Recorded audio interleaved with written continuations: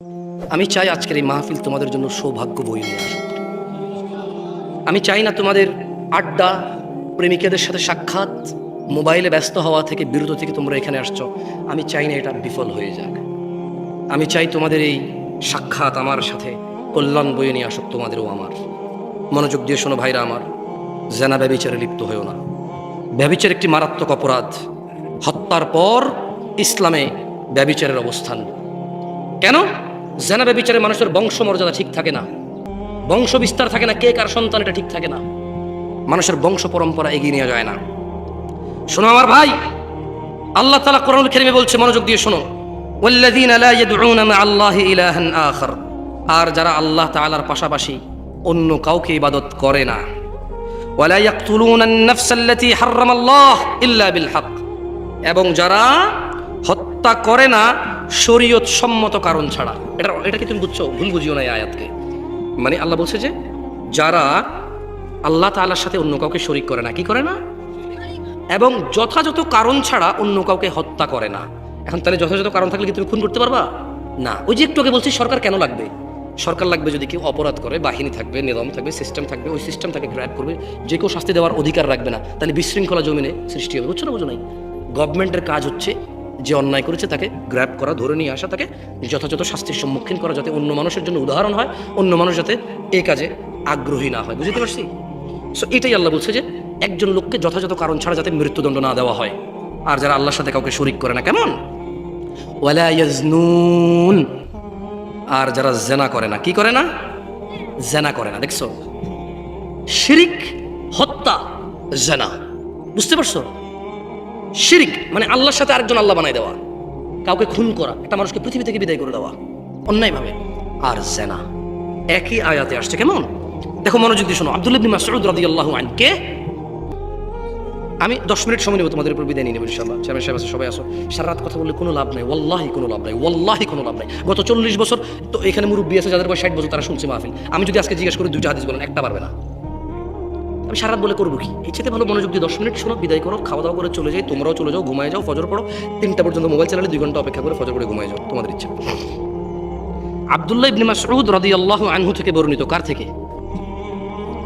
তিনি বলেন, আল্লাহ নবী সাল্লাল্লাহু আলাইহি ওয়াসাল্লাম বলেছেন, জৈনিক ব্যক্তি আল্লাহর নবী সাল্লাল্লাহু আলাইহি ওয়াসাল্লামকে জিজ্ঞেস করলো, হে আল্লাহর রাসূল। তো তিনি ওনার চাচাকে বলল যে যুদ্ধের ঝান্ডা ছিল। তিনি চাচাকে বলল যে চাচা আপনি কোথায় যাচ্ছেন? তো চাচা জবাবে বলল, বাআসানি রাসূলুল্লাহ সাল্লাল্লাহু আলাইহি ওয়াসাল্লাম। চাচা বলল, আমাকে আল্লাহর নবী এক ব্যক্তির নিকট পাঠিয়েছেন। কেন? ইলা রাজুলিন নাকাহা ইমরাআতা আবিহি ফাআমারানি আন আদরিবা উকুবাহ ওয়া আখাযাহু মালাহ। বলল যে আমাকে আল্লাহর নবী পাঠাইছে এক ব্যক্তির কাছে যে তার বাপের স্ত্রীকে কি করেছে? বিবাহ করেছে। আল্লাহর নবী বলেছে তার মাথাটাকে গর্দান থেকে একদম আলাদা করে দিবা, আর তার যত সমস্ত আছে তার সব কি করবা? জব্দ করে রাষ্ট্রীয় সম্পদে যোগ করে দাও। সে তার মায়ের, সে তার সৎ মাকে বিয়ে করেছে। একটা জিনিস চিন্তা করেন তো, বিয়ে হালাল কিনা? সৎ মাকে বিয়ে করা হারাম, জেনা না, বিয়ে করেছে। আল্লাহ নবী বলছেন গর্দান ফেলে দাও, সম্পদ নিয়ে নাও। এই সমাজে বহু ছেলে বয়সে বড়, বাবা দ্বিতীয় বিয়ে করেছে, সৎ মাদের সাথে আজে বাজে সম্পর্ক রাখার কামনা রাখে, বাসনা রাখে। ইন্না লিল্লাহি ওয়া ইন্না ইলাইহি রাজিউন। তাইলে যারা মাহরাম, মানে যাদেরকে বিবাহ করা হারাম, বিবাহ করলে আল্লাহ নবী বলছে গর্দান উড়ায় দাও, তার সম্পদ নিয়ে নাও তার। তাইলে বিবাহ তো হালাল জিনিস, কিন্তু এদেরকে বিবাহ করলে বলছে গর্দান উড়ায় দাও, সম্পদ নিয়ে নাও। তাহলে এই যে আমরা সমাজে মামা, ভাগ্নি, ভাতিজি, চাচা ইত্যাদি ইত্যাদি, ইন্না লিল্লাহি ওয়া ইন্না ইলাইহি রাজিউন, জিনা, এটা তো আরো কত বড় জঘন্য পাপ। তাহলে চিন্তা করে দেখেন। আল্লাহ তাআলা আমাদেরকে বোঝার তৌফিক দান করুন। আমি আজকে এখান থেকে বিদায় নেব একটা হাদিস পড়েই। দেখেন আপনাদের কোনো কাজে আসে কিনা এই হাদিসটা। আমি চেষ্টা করবো আপনাদের মুখস্থ করে দিতে, যদি আপনারা মুখস্থ করতে চান। মুখস্থ করতে রাজি আছেন? তাহলে সবাই মক্তবের মতো, মক্তবে যেভাবে পড়েছেন আমার সাথে সেভাবে পড়বেন। এরপর আমি বিদায় নেব, কেমন? তোমরা জেনে নাও, আন সাঈদ ইবনে আল মুসাইয়িব রাদিয়াল্লাহু আনহু, সাঈদ ইবনে আল মুসাইয়িব রাদিয়াল্লাহু আনহু থেকে বর্ণিত, তিনি বলেন, আন্না রাসূলুল্লাহ সাল্লাল্লাহু আলাইহি ওয়াসাল্লাম, আল্লাহর রাসূল সাল্লাল্লাহু আলাইহি ওয়াসাল্লাম বলেছেন, বাইনানা ওয়া বাইনাল মুনাফিকিন, বাইনানা ওয়া বাইনাল মুনাফিকিন, বাইনানা মানে মুসলমান, ওয়া বাইনাল মুনাফিকিন মানে মিথ্যুক মুসলমান, বাইনানা মানে আল্লাহর নবীর উম্মত, ওয়া বাইনাল মুনাফিক মানে যারা মিথ্যা দাবি করে, বাইনানা মানে আল্লাহ তাআলার উপরে যারা ঈমান এনেছে, ওয়া বাইনাল মুনাফিক যারা মিথ্যা বলে, মুখ দিয়ে বলে, অন্তর থেকে নয়। শুহুদুল ইশা ওয়াস সুবহ, ঈমানদার হচ্ছে ঈশার নামাজ এবং ফজরের নামাজে উপস্থিত হয়, যে ফজর এবং ঈশায় উপস্থিত হয় না সে হচ্ছে মুনাফিক। কেন সে ফজর এবং ঈশায় উপস্থিত হতে পারে না? আল্লাহর নবী বলছেন লা ইয়াস্তাতিউনাহুমা, মুনাফিক ফজরে যেতে পারে না, ঈশায় যেতে পারে না, ওর জন্য কঠিন হয়। মুসলমান হয়ে কারা কারা মৃত্যুবরণ করতে চায়? বাইনাল আবিদি ওয়া বাইনাল কুফরি তারকুস সালাহ। মুসলমান আর অমুসলমান, মুমিন আর কাফির, মুমিন আর মুশরিক, মুমিন আর মুনাফিক, তারকুস সালাহ। যে নামাজ ছেড়ে দিয়েছে, যে নামাজ ছেড়ে দিয়েছে সে ইসলাম থেকে বের হয়ে গেছে। আর যে নামাজ ছাড়েনি, শত অন্যায় অবিচার পাপ থাকবে, আল্লাহর সাথে তার সাথে ক্ষমা চাইবে, আল্লাহ মাফ করবে, আর করবে না প্রতিশ্রুতি দেবে, আবার মানুষ হিসেবে দুর্বল হয়ে যাবে, আবার আল্লাহর কাছে মাপ চাইবে, লজ্জা পাবে না, আল্লাহ আবার মাফ করবে। এরপর এক পর্যায়ে আল্লাহ ঘোষণা দিয়েছে ইল্লা মান তাব, অতএব যে ব্যক্তি তার সমস্ত গুনাহ থেকে ফিরে আসে, ওয়া আমানা, আল্লাহর প্রতি ঈমান আনে, ওয়া আমিলা আমালান সলিহা, তার গুনাহ যত কিছুই হোক সে যদি ফিরে আসে, ঈমান আনে, মাপ চায়, ভালো কাজ করে, ফাউলাইকা ইউবাদদিলুল্লাহ সাইয়্যাতিহিম হাসানাত। এই যে লোকটা বলল জেনা করবে না, আবার করছে, চেষ্টা করছে না করার, হয়ে গেছে। নেশা করবে না, আবার করছে, সর্বোচ্চ চেষ্টা করেছে না করার, কিন্তু হয়ে গেছে। এই যে লোকটা নামাজ মিস করে ফেলেছে, চেষ্টা করেছে সর্বোচ্চ পড়ার, হঠাৎ বেখেয়ালি হয়ে মিস হয়ে গেছে, আবার শুরু করেছে। একবারও আল্লাহর কাছে মাপ চাইতে লজ্জা পাইনি, একবারও ভাবিনি আমার মতো গুনাহগার কি আছে, আমার এত গুনাহ আল্লাহ কিভাবে মাফ করবে, আমার মতো গুনাহগার মানুষকে কি আল্লাহ মাফ করবে, এইরকম সে ভাবে নাই। সে বলেছে আল্লাহ আমি তো দূরের কথাই, পুরো পৃথিবীর সব গুনাহগারকে যদি তুমি মাফ করে দাও তোমার কি লস বলো, আমার কি উচিত তোমার কাছে লজ্জা পাওয়া? অসম্ভব আল্লাহ, তুমি তো মাফ করবে, তো যাবো কার কাছে বলো? মরে গেলে তো তুমি আবার দাঁড় করাবা উঠায়, তোমার সামনে মৃত অবস্থায় অপরাধী দাঁড়ানোর চাইতে, হে আল্লাহ আমি জীবিত দাঁড়িয়ে আছি তোমার সামনে অপরাধী, তুমি মাফ করার মা, আমি আর গুনাহ করবো না। তো আল্লাহ কোরআনুল কারীমে সূরা ফুরকানে বলছে যে লোকটা ইল্লা মান তাব, হাজার সহস্র কোটি অপরাধ থেকে মাপ চেয়ে ফিরে আসলো, ওয়া আমানা, এরপর ঈমান নিয়ে নিছে, ওয়া আমিলা আমালান সলিহা, মাপ চাইছে, ঈমান আনছে, কিছু ভালো কাজ করা শুরু করে দিছে। তাহলে বলছে ফাউলাইক, তার পিছনের যে হাজার লক্ষ কোটি সহস্র গুনাহ আছে, ইউবাদদিলুল্লাহ, আল্লাহ বদল করে দেবে গুনাহগুলোকে, শুধু মাপ না, এগুলোকে আল্লাহ বদলাই দেবে, এক্সচেঞ্জ করে দেবে, কিসে? সাইয়্যাতিহিম হাসানাত, নেকিতে পরিবর্তন করে দেবে সব গুনাহকে। এখনো তোমাদের সিদ্ধান্ত নেওয়া বাকি, তোমাদের, আমি আর কিছু বলতে পারবো না তোমাকে। এটা কোরআনের আয়াত পড়ে শোনাইছি, যদি তুমি ঈমান আনো, মাপ চাও, ভালো কাজ করো, তোমার পিছনের গুনাহ তো মাপ হবে হবে। মানে এই বস্তা ভরা জাল টাকা, কি ভরা জাল টাকা? শেখ হাসিনা বললো ঠিক আছে তোমরা জাল টাকা টুকা ছাপাও না, এরপরে যদি ছাপাও মৃত্যুদণ্ড, কার কাছে কত জাল টাকা আছে নিয়ে আসো, আসল টাকা নিয়ে যাও। বুঝতে পারছি? বললো যে বস্তা ভরা জাল টাকা আর ছাপাবা না, ছাপালে মৃত্যুদণ্ড, যাবজ্জীবন কারাদণ্ড। কার কাছে কত বস্তা টাকা আছে? একজন বললো যে শেখ হাসিনা আমার কাছে 1000 কোটি টাকা আছে জাল, বললো যে নিয়ে আসো 1000 কোটি টাকা, আসল টাকা নিয়ে যাও, আর ছাপাইতে পারবা না, কি করতে পারবা না। এইরকম এর চেয়ে সহস্র কোটি গুণ বেশি আল্লাহ অফার দিছে যে ফাউলাইকা ইউবাদদিলুল্লাহ। ওয়াল্লাহ এটা হাদিস না যে আপনি তর্ক করবেন, এটা কোরআনের আয়াত। আমি ভুল ব্যাখ্যা দিলে বড় আলেম থেকে শুনে নিয়েন, এবং আমি কোনো ব্যাখ্যাও দিচ্ছি না, আমি আই মানি আমি ইউ মানি তুমি, শুধু অনুবাদ করতেছি, বুঝছেন? ব্যাখ্যা দিচ্ছি না যে ভুল করবো, অনুবাদ কি? ফাউলাইক, অতঃপর তোমার সমস্ত গুনাহ, ইউবাদদিল, আল্লাহ বদল করে দেবে, সাইয়্যাত, গুনাহকে, ইলা হাসানাত, নেকিতে। এখন আপনি কি মাপ চেয়ে আজকে থেকে ফজর পড়ে গুনাহকে নেকিতে পরিবর্তন করবেন, নাকি অপেক্ষা করবেন একসময় আরো গুনাহ করে মাপ চাওয়ার? যদি আপনি শিওর থাকেন যে আপনি অতদিন বাঁচবেন তো করেন, আমার কি? আমি তো জানি না আপনি কবে মরবেন, আমি এটাও জানি না যে আমি কবে মরবো। আপনার যদি গ্যারান্টি থাকে বাঁচার, মাপ চেয়ে মরার, করেন।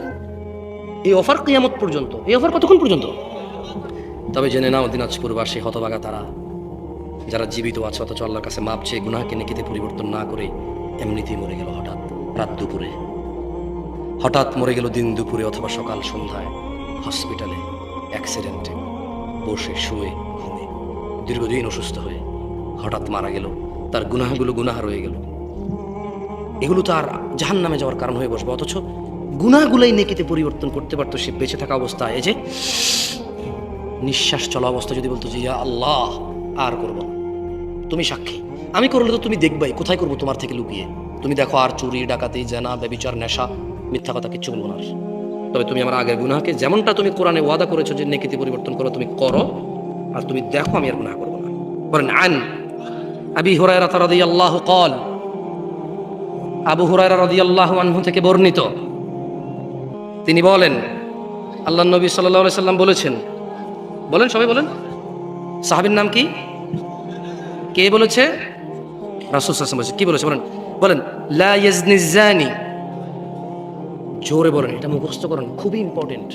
আপনি তো মনে করেন যে খালি কোরআন মাজিদ উল্টা পড়লে ইমান চলে যায়। আপনি খালি মনে করেন যে গরু গায় ইত্যাদি ইত্যাদির কাছে সিজদা দিলে ইমান চলে যায়। হ্যাঁ, ওগুলো তো ইমান যায়, কিন্তু আপনি অবাক হয়ে যাবেন এই হাদিস পড়লে যে আর কি কি কাজে ইমান চলে যায় মানুষের, আর কোন কোন কাজ করলে ইমান থাকে না। আপনি অবাক হয়ে যাবেন ছোট্ট একটা হাদিস পড়লে। বলেন লা ইয়াজনি জানি হিনা ইউজনি ওয়া হুয়া মুমিন। কোন জিনাকারী মুমিন অবস্থায় জিনা করে না। ওয়ালা ইয়াশরিবুল খামর ওয়ালা ইয়াশরাবুল খামর হিনা ইয়াশরাব ওয়া হুয়া মুমিন। কোন মদ পানকারী মদ পান করে না ঈমানদার থাকা অবস্থায়। ওয়ালা ইয়াসরিকু হিনা ইয়াসরিক ওয়া হুয়া মুমিন। কোন চোর ঈমানদার অবস্থায় চুরি করে না। ওয়ালা ইয়ানতাহিবু নুহবাতান ইয়ারফাউন নাস ইলাইহি ফিহা আবসারহুম হিনা ইয়ানতাহিবুহা। দুঃখিত, সরি, একটু দুঃখিত। বলেন ওয়ালা ইয়ানতাহিবু নুহবাতান ইয়ারফাউন নাসু ইলাইহি ফিহা আবসারহুম হিনা ইয়ানতাহিবুহা ওয়া হুয়া মুমিন। বলেন মুমিন থাকা অবস্থায় কোন ব্যক্তি ডাকাতি করে না। যখন সে ডাকাতি করছে আর সেই অবস্থায় তার প্রতি লোকজন চোখ তুলে তাকিয়ে থাকে, মানে আপনি বুঝছেন, মানে দেখেন রাতের অন্ধকারে কেউ দেখছে না, কারো অগোচর নীল, এটাকে বলে চুরি, রাইট? একই জিনিস যদি মানুষের সামনে নেওয়া হয় এটাকে কি বলে? ডাকাতি। তো আল্লাহ নবী বলছে জানাকারী জানা করা অবস্থা কি থাকে না? কি থাকে না? নেশাখোর নেশা করা অবস্থায় কি থাকে না? চোর চুরি করা অবস্থায় কি থাকে না? মুসলমান হয়ে কারা কারা মরতে চান? মাশাআল্লাহ আলাইকুম, হাত নামান। তাই চুরি করা যাবে না, কি করা যাবে না? জানা করা যাবে না, কি করা যাবে না? ডাকাতি করা যাবে না, নেশা করা যাবে না। কারণ আপনি যদি নেশা করেন ঈমান তখন চলে যায়, ওই অবস্থায় মারা গেলে আপনি ফিনিশ। আপনি কি? আপনি ফিনিশ। লাস্ট একটা হাদিস, এটা জেনা সম্পর্কে, এটা মুখস্থ করাইয়া এরপর আমি নামাজ নিয়ে একটা হাদিস মুখস্থ করে চলে যাবো ইনশাআল্লাহ। দেখেন, মনোযোগ দিয়ে শোনেন। আন আয়েশা রাদিয়াল্লাহু আনহা আন্না রাসূলুল্লাহি সাল্লাল্লাহু আলাইহি ওয়াসাল্লাম ইয়া উম্মাতা মুহাম্মদ। আয়েশা রাদিয়াল্লাহু আনহা থেকে বর্ণিত, তিনি বলেন আল্লাহর নবী মুহাম্মদ সাল্লাল্লাহু আলাইহি সাল্লাম বলেছেন, ইয়া উম্মাতা মুহাম্মদ, হে উম্মতে মুহাম্মদের মহিলা ও পুরুষরা, মা আহাদুন আগয়ারা মিনাল্লাহ, আল্লাহর চাইতে অধিক মর্যাদা বোধার কারণেই আইয়ারা আবদাহু তাজনি, আইয়ারা আবদাহু ওয়া আমাতাহু তাজনি, আর আল্লাহ তার কোনো বান্দার বান্দিকে জিনা করা অবস্থায় দেখতে চায় না। ইয়া উম্মাতা মুহাম্মদ, হে উম্মতে মুহাম্মাদিরা, লাউ তাআলামুন, যদি তোমরা জানতে, মা আলাম, যে আমি মুহাম্মদ জানি, লাদহিকতুম কলিলা, তোমরা অল্প হাসতা, ওয়ালা বাকিতুম কাসীরা, অনেক বেশি কাঁদতা। আল্লাহু আলী ওয়া সাইয়্যিদুল মুমিনিন ফাস্তাগফিরুহু ইন্নাহু আল গফুরুর রহিম। আমি আল্লাহর কাছে আমার জন্য এবং আপনাদের সবার জন্য ক্ষমা চাই। আল্লাহ আমাদের সবার সমস্ত গুনাহকে নেকি দিয়ে পরিবর্তন করে ক্ষমা করবেন, আমিন। আপনারা নিজেদের জন্য মাপ চান আল্লাহর কাছে, আমার জন্য মাপ চাইেন। সুবহানাকাল্লাহুম্মা ওয়া বিহামদিকা আশহাদু আল্লা ইলাহা ইল্লা আনতা আস্তাগফিরুকা ওয়া আতুবু ইলাইক। আসসালামু আলাইকুম ওয়া রাহমাতুল্লাহি।